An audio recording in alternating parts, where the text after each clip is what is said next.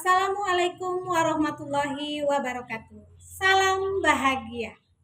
Perkenalkan, nama saya Heti Taurinasari, SPD. Saat ini saya bekerja di SMP Negeri 3 Halonganan Timur, Kabupaten Pananglawas Utara. Saya saat ini mengampu pelajaran IPA di kelas 8 PASE D. Pembelajaran diferensiasi merupakan pembelajaran yang membutuhkan berbagai cara atau teknik yang memenuhi kebutuhan belajar siswa yang seyogianya kita lakukan sesuai dengan gaya belajar yang mereka inginkan. Berikut adalah video pembelajaran yang saya lakukan dan diseminasi saya terhadap rekan sejawat saya dengan berbagi praktik baik pembelajaran diferensiasi. Assalamualaikum warahmatullahi wabarakatuh. Waalaikumsalam warahmatullahi wabarakatuh. Selamat pagi dan salam sejahtera. Hari ini bagaimana kabarnya? Baik, Bu. Oke. Ada yang tidak hadir? Tidak, Bu. Oke. Hari ini kita masuk pada materi struktur dan fungsi pada tumbuhan. Oke, siapa yang tahu? Siapa yang masih ingat salah satu fungsi dari akar? Ya, Aiden. Menyimpan cadangan makanan. Menyimpan cadangan makanan, benar. Berikan tepuk tangan. Ibu mau melihat apa sih persiapan, bagaimana kesiapan kamu belajar di rumah untuk melihat jaringan-jaringan pertumbuhan ini. Di sini saya memetakan peserta didik berdasarkan kesiapan belajar agar dapat dibentuk kelompok berdasarkan gaya belajar yang mereka inginkan melalui pertanyaan dan menuliskan jawabannya di kertas post-it, kemudian menempelkannya di papan tulis. Doa dimulai. Akan semuanya berdiri.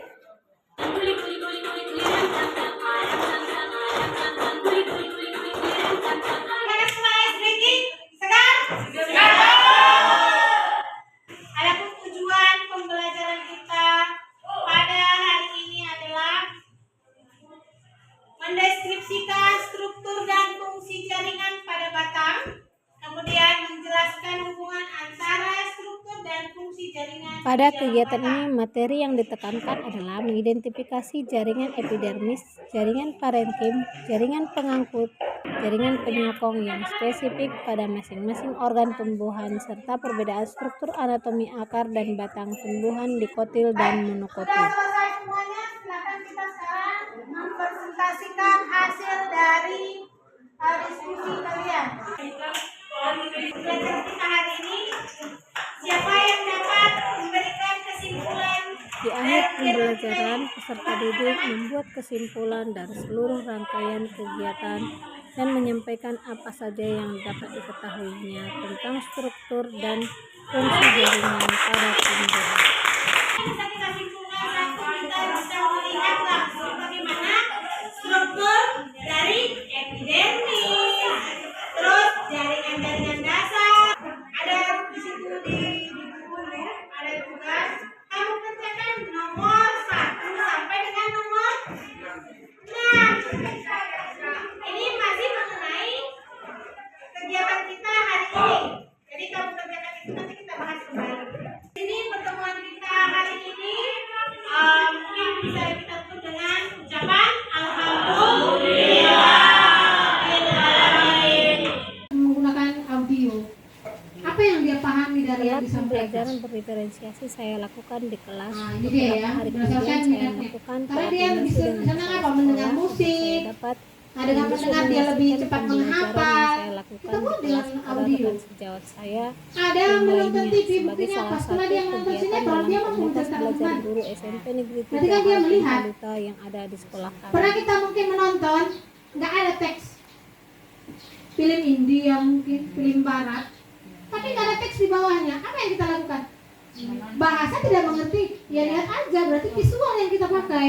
Diseminasi terlaksana pada awal. Walaupun mungkin bahasa yang dimunculkan dalam pembelajaran atau video pembelajaran yang kita sampaikan itu susah untuk dan dipahami memberi anak-anak, contoh tapi dari video gambar yang muncul dia akan memahami yang apa yang sudah dijelaskan. saya lakukan agar rekan Kombinasi saya dapat diantaranya. memahami letak berdiferensiasi Boleh yang satu, bagaimana boleh yang telah saya proses. terapkan. Prosesnya apa? Dengan cara bagaimana? Boleh seperti tadi, ada yang menonton, ada yang mendengarkan, ada yang membaca. Berarti kontennya berbeda.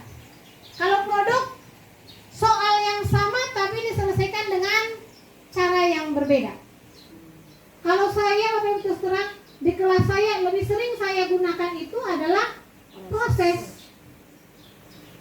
Karena hasil nanti dengan soal yang sama pasti begitu berpikir hasilnya harus sama, ya kan? Tapi dengan cara kita mengajarnya yang berbeda. Ini lagi asesmen awal yang saya buat.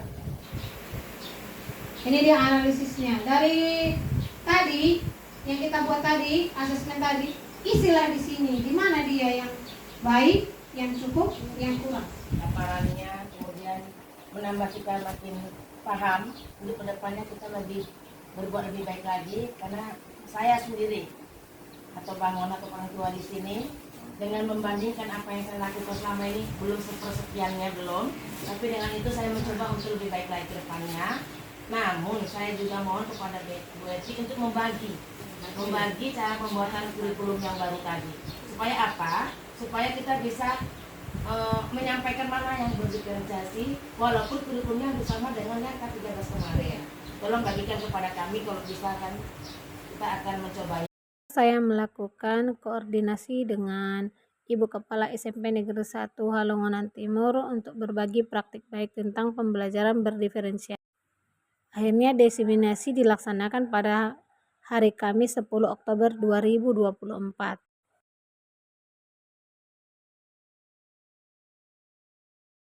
Nama saya Neca Samita, kelas 82 dari SMP Negeri 3 Halongan Timur. Saya tadi belajar dengan Ibu Heti dan saya berada di kelompok visual. Saya dalam pembelajaran struktur dan fungsi jaringan pada tumbuhan berada di kelompok visual. Jadi, tadi saya menonton video tentang struktur jaringan pada tumbuhan, sehingga dari tayangan video tersebut, saya lebih paham dapat melihat bagaimana struktur jaringan-jaringan pada tumbuhan monokotil dan dikotil, dan juga mengetahui bagaimana fungsinya masing-masing. Terima kasih Ibu, pelajaran hari ini sangat menyenangkan. Perkenalkan, nama saya Cita Putri, kelas 82 SMP Negeri 3 Halongan Timur. Saya senang sekali pembelajaran pada hari ini karena hari ini kami diberi tugas dengan 3 cara pembelajaran. Kebetulan saya berada di kelompok yang menggunakan mikroskop. Saya senang sekali dapat melihat secara langsung jaringan-jaringan yang terdapat di tumbuhan monokotil dan tumbuhan dikotil. Pada pembelajaran struktur jaringan, saya berharap pembelajaran berikutnya lebih menarik lagi. Terima kasih, Bu. Nama saya Saprida Isneni. Saya adalah rekan sejawat dari Ibu Heti Taurina di SMP Negeri 3 Halongonan Timur. Setelah saya mendengar pemaparan sehingga membuat saya untuk melakukan hal yang sama, di mana praktik baik yang telah Ibu lakukan membuat anak-anak semakin aktif dan ternyata anak-anak dalam belajar semakin menyenangkan. Terima kasih kepada Ibu narasumber, Bu Heti, yang telah memberikan masukan berupa cara pembelajaran berdiferensiasi pada hari ini. Bahwasanya ternyata tidak hanya saya mungkin, tapi ini untuk diri saya pribadi, banyak hal yang masih sangat-sangat kurang yang saya terapkan di kelas ketika saya belum mendengar apa yang disampaikan tadi.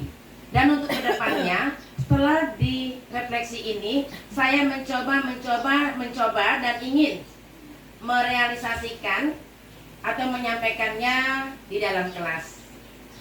Dan saya juga berharap kepada teman-teman semuanya yang selama ini kita sering sharing, mari sama-sama dalam sharing tersebut hanya butuh beberapa waktu, tapi kita itu bisa mengkolaborasikan apa yang ada di sekolah ini, sehingga kedepannya kita itu akan jauh lebih baik dibandingkan hari ini, baik dari mutu pendidikan maupun bentuk kerjasama atau organisasi kita di sekolah. Yang intinya dengan pembelajaran ini kita semakin menambah wawasan, menambah tanggung jawab kita kepada siswa, dan saya pribadi ingin merubah dari yang selama ini hanya memojokkan siswa, terlalu keras kepada siswa. Saya sudah 2 minggu ini mencoba untuk meredam setiap amarah, karena tidak ada gunanya marah itu, malah sakit untuk kita. Mari sama-sama kita bersabar. Wassalamualaikum warahmatullahi wabarakatuh.